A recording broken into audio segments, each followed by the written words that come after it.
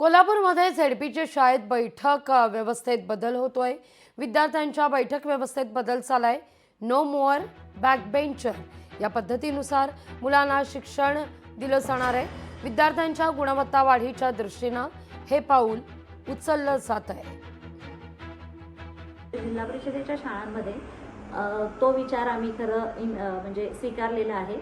त्याच्यामागचा हेतू असा आहे, खरं तर विद्यार्थ्यांची गुणवत्ता वाढवायची असेल तर त्यांचं अटेन्शन असणं अत्यंत आवश्यक असतं आणि जर तुमचं अटेन्शन असेल तर कॉन्सन्ट्रेशन चांगलं होतं आणि अटेन्शन आणि कॉन्सन्ट्रेशन असेल तर तुमचं शिकण्याची गती वाढते।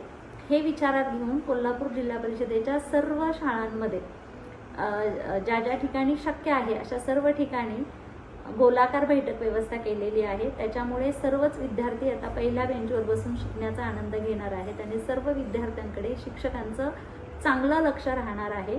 त्यामुळे सगळे विद्यार्थी अभ्यासामध्ये अधिक प्रगती करतील असा मला विश्वास आहे।